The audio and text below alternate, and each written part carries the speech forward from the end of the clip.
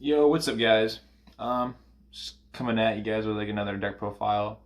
Um, I've been working on this water list like since Eternity Code came out, and yeah, I'm put the deck down for now. So I figured I'd show off the list and what's been working for me and like what I found to be what I feel to be like the best build.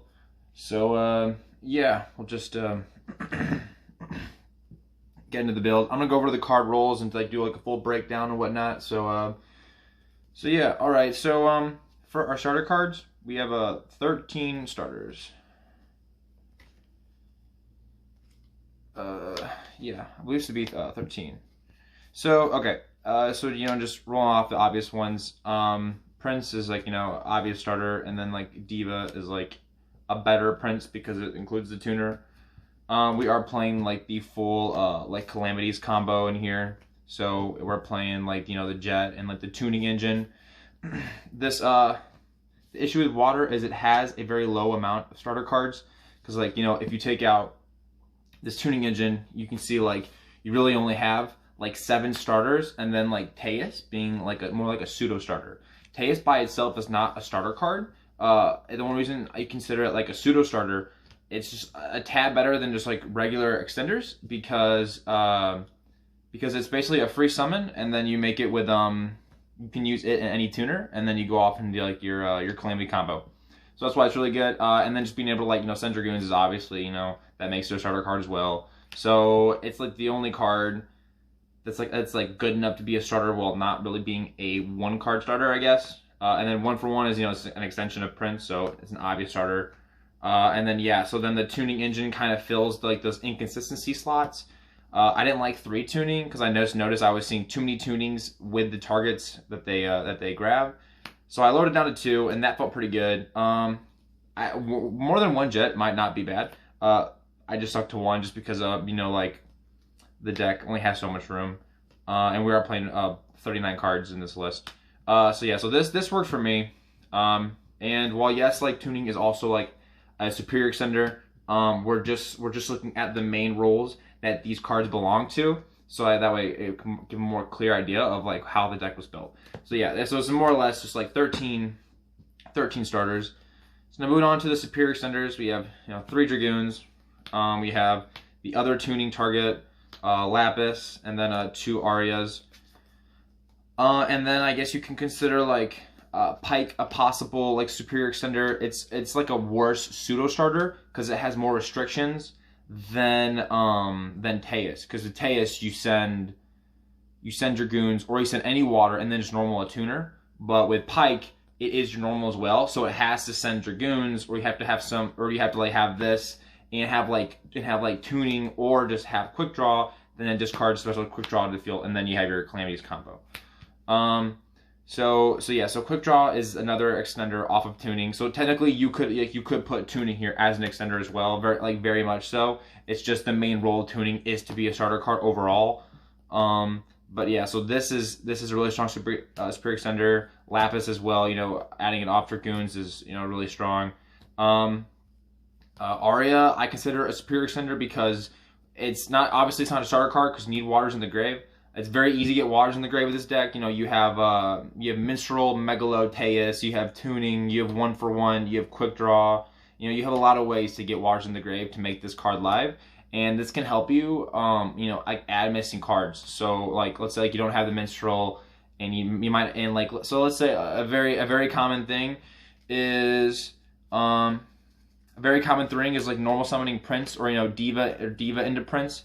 And then I go like Prince effect, and I send Dragoons for cost. A lot of people will actually chain like DD Crow, or they'll ash the Dragoons engrave, so that way I can't get the Minstrel to send the one I add off to my hand to go full combo. So Aria allows me to like if they ash it, I banish, or I can link this off into Link Karibo and then banish the Prince to add Minstrel.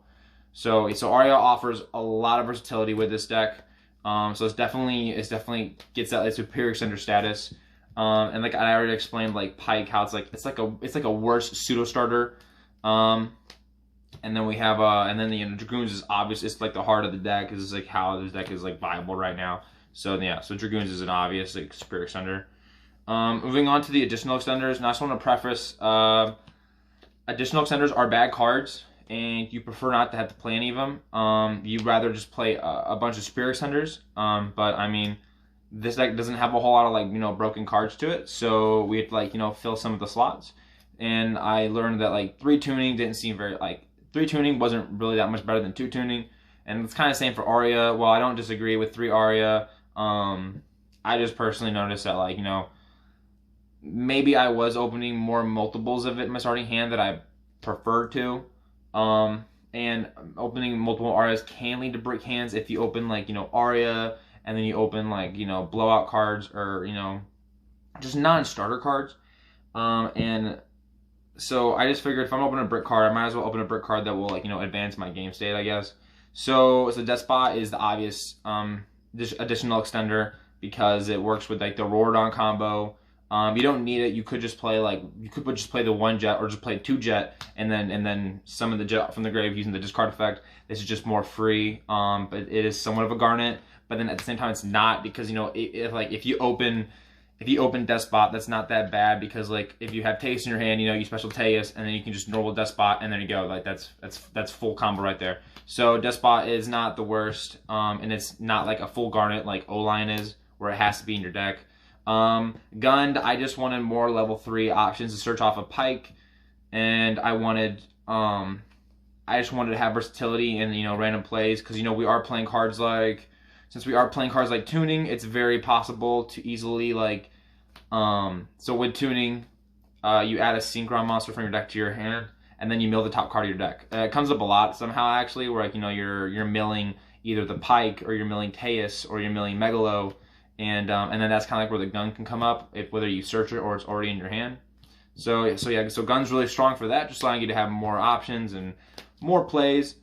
But then it is I would say more or less a brick in an opening hand. It's kind of weird. It just kind of depends on like what cards you have in your hand. And then we have 1 Artisan. I really like Artisan. It's a brick if it's like if you open it, it's in your hand. It's not very good. But like the main goal of this deck.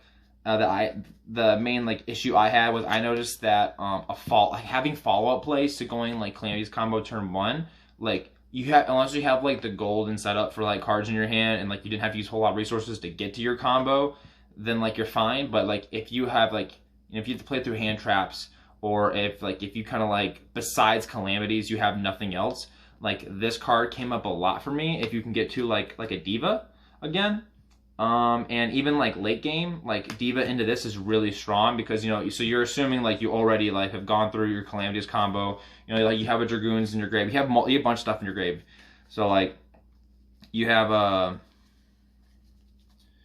Prince, or you have Dragoons in your grave, and this offers a lot of options because of the fact that you're able to go like Diva, like, so a following turn you go like normal Diva, and Diva specials Prince, and then Artisan, it mills the top card of your deck, and then you can target 1 level 4 lower water in your graveyard to summon it. So what that allows you to do is, you know, like you can special Dragoons, and if they have another level 4, then you can overlay for like Abyss Dweller.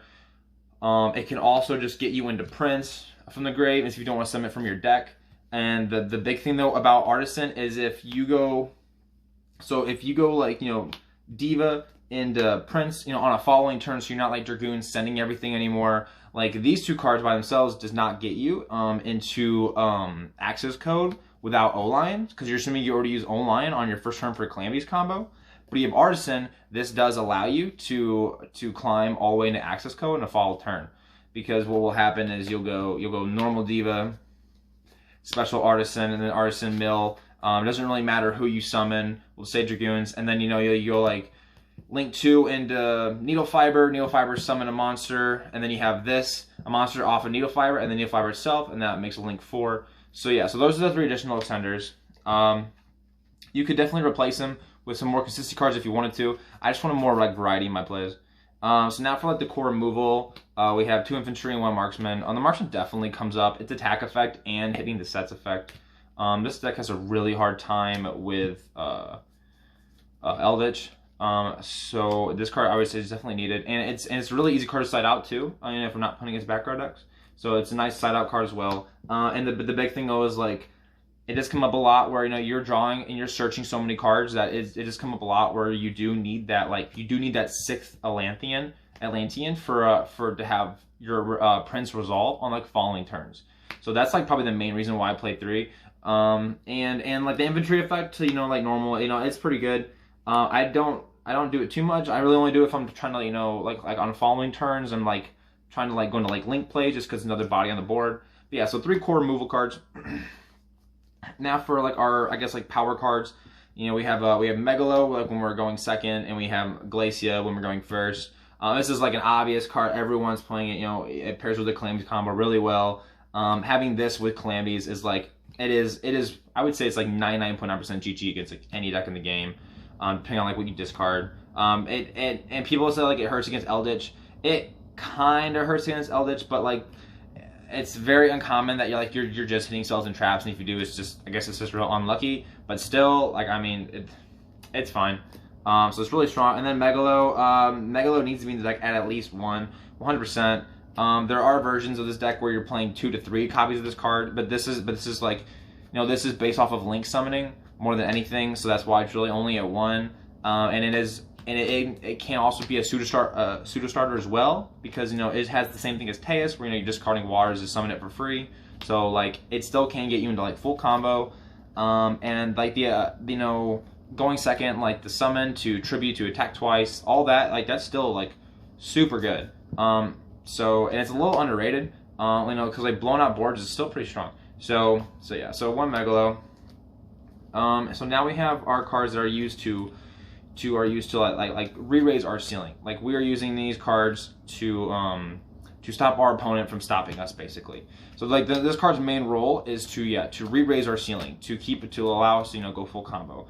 And, you know, you're wondering like Callby's not here. Well, yeah. So my thing with Callby is I'm trying to play this deck to be as consistent as possible, and to like, and play as much like water cards as possible. Because like what I want this deck to be able to do is I want this deck to be able to go second, and I want to at least be able to have, to like be able to like attempt to like break my opponent's board just with like my engine cards. Because, you know, with cards like infantry and marksman in the deck, and like Megalo and, you know, Teus and all that, that allows for a lot of like board removal and a lot of like what's the word?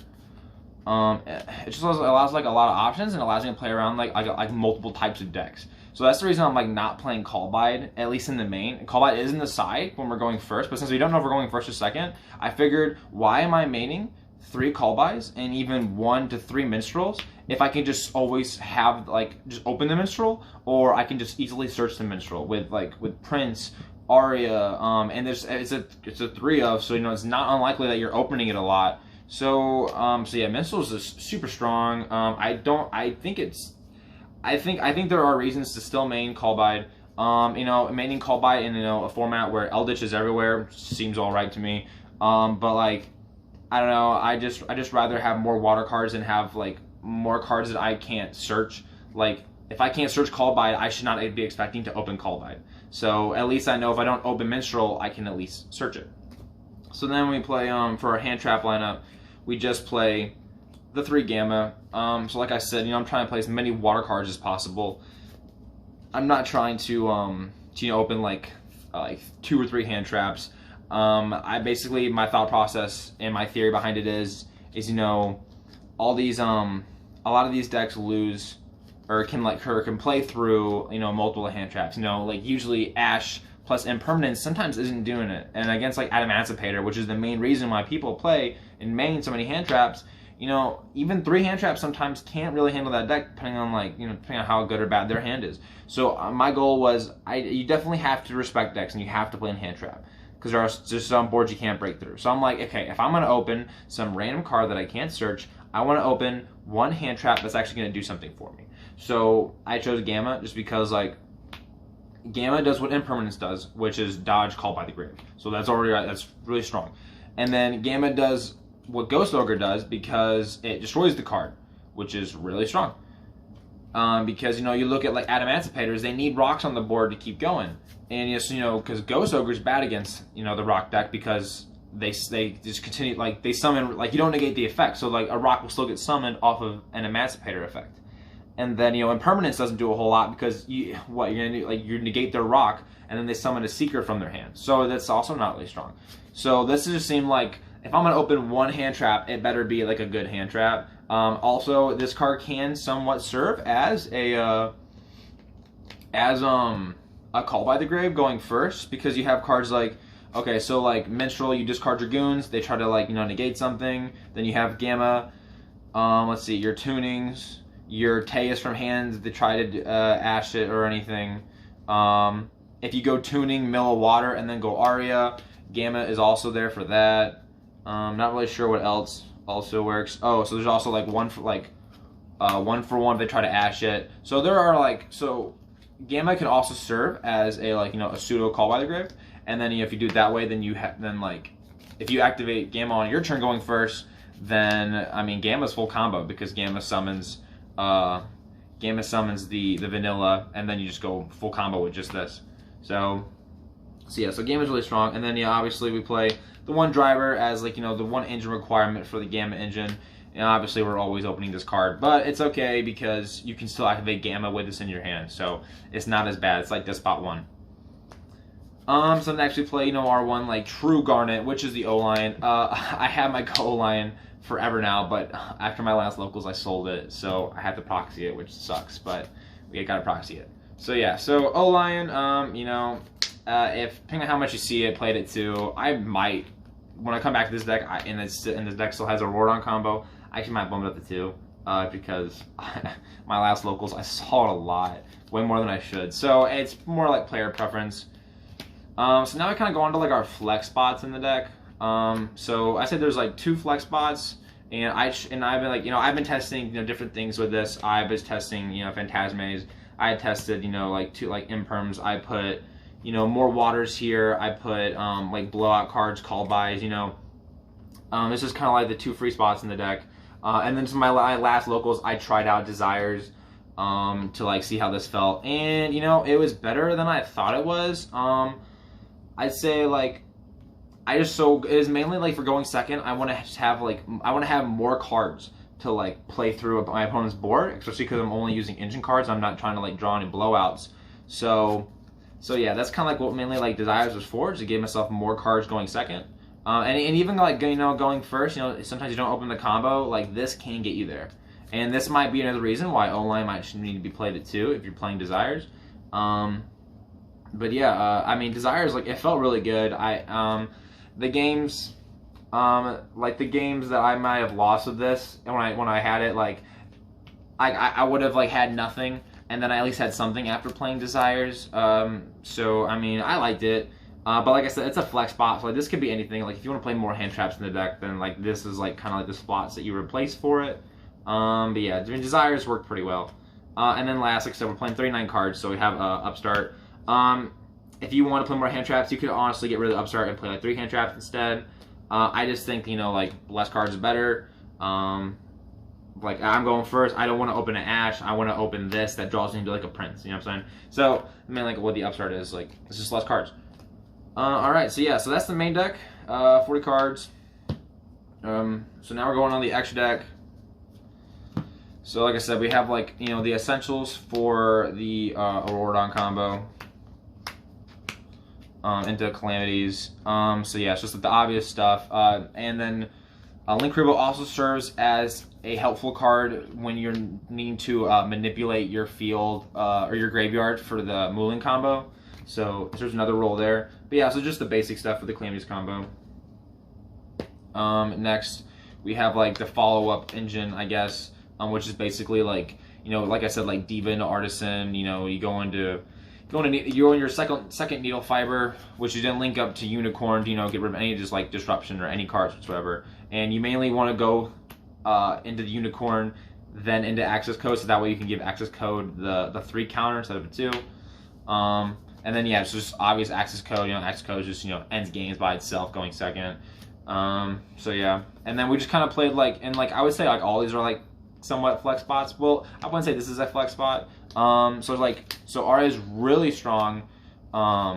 going second, especially if your opponent is playing the needle fiber deck, because you take their needle fiber with this, and then you get to go straight in access code, and that can allow for a lot of bait outs before actually going into your like core cards. And to make it only takes one monster and one non-monster, so that offers a lot of board manipulation as well to clear your board for the Aurora combo, because you need to have like all your main monster zones open.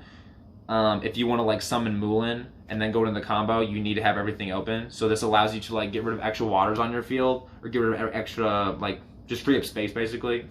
And so then also allows you to like manipulate your graveyard to summon the Moulin as well.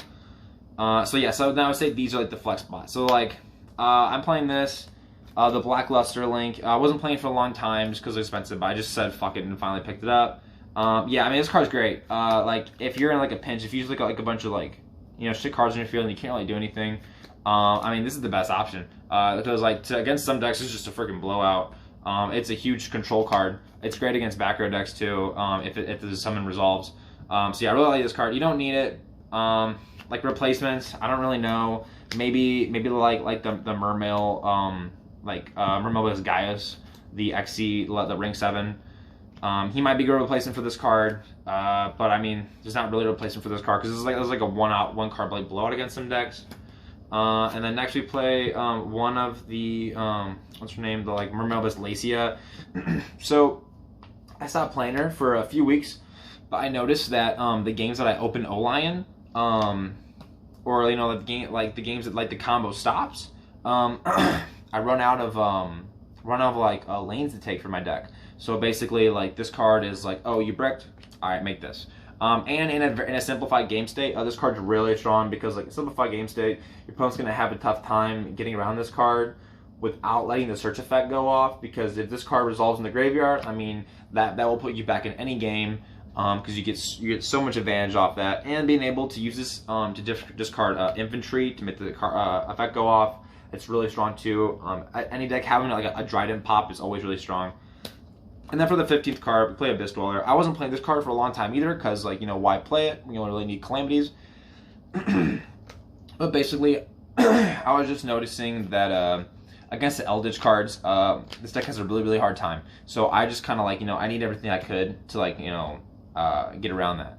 So Abyss Dweller is just really helpful, because, it completely, like, destroys their graveyard. So, it stuns their traps for a couple turns. So, like, that's really nice. And then it's good against like a bunch of random decks as well, like Orcust and Salad, and there's a lot of stuff. But yeah, so Abyss Dweller is really good. And I only play Abyss Dweller because I'm playing Pike, and I'm only playing Pike because I'm playing Abyss Dweller. I would probably cut the Pike if I cut this as well, and and then like vice versa. But yeah, so Abyss Dweller is pretty strong. But it's mainly like used to just beat a deck. All right, so now moving on to the side deck. So the side deck, it's based off of locals. It's based off of like the tournament you're going to, what you're playing against. My idea of my side deck was basically play cards that allow me to play. That's like really all I cared about. I didn't really need like blowout cards like like Tribute Monsters or Summon Vanity's Fiend. Like, I'm not like looking for cards like that. I'm just looking for cards that help me play my deck. So so I would say like Imbuer is like the one card like where it kind of falls in both categories, where like this card helps me play my deck because it destroys their field at the same time, and this card is basically like basically GG against like Salmon grade decks, and then like a bad Emancipator deck that like can't get the stone guy out.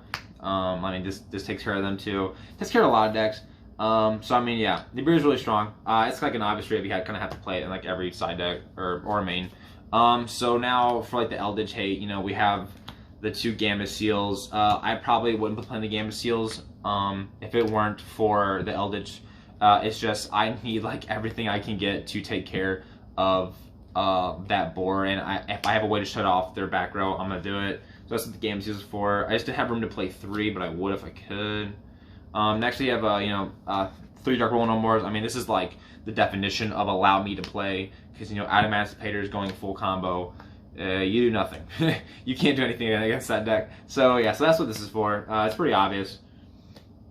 Next, yeah, so we have the Call by the Grave. So this is a card where like I'm going first. I can take out some of my going second cards, and main something that will allow me to like complete my combo and go through my plays a lot better. So that's what this is for. I just don't, and I can also put in against Eldritch as well. So next we have two Cosmics, two Cosmics for Eldritch, and like Sky Strikers, Mystic Mine, whatever kind of decks. Twin Twisters really just for like Geist, Mind decks, and Sky Striker. Probably I wouldn't put this in against Eldritch. And then Red Reboot, any deck that has a freaking trap card, I guess. Like it's good against Salad, Eldritch, not really Sky Striker unless like they hit you with like a Floodgate that you like have it's like a problem. But then yeah, so like and like any like trap heavy like maybe like Zoodex or whatever. So like yeah, so then that's the side deck. And yeah, so that's really it. Like changes like I would make coming forward is like I was saying about the O-Lion is I probably need to play 2 O-Lion just because like there were a couple days where I was noticing I was drawing it way too much, and like you draw the one O-Lion, it shuts off the whole point of your deck going first. So yeah, maybe 2 O-Lion, but like all in all, I wouldn't say this is like a deck you can like look at and be like, all right, I like this deck, but I don't like these 4 or 5 cards. This isn't really like that kind of deck profile. Like this is kind of thing where like this is like a full deck. Like the side deck is meant to assist the main deck where it fails, and the main deck has a certain goal in mind. Like depending on like what you want to do, you probably don't want to play those additional extenders anymore, or maybe you want to play like more of like the tuning engine starters. So like it's really weird. Like when looking at this deck, maybe like look at it as like a whole, and maybe it can help you build your own like whole of a deck or whatever. But yeah, so that's it. And yeah, thanks for watching.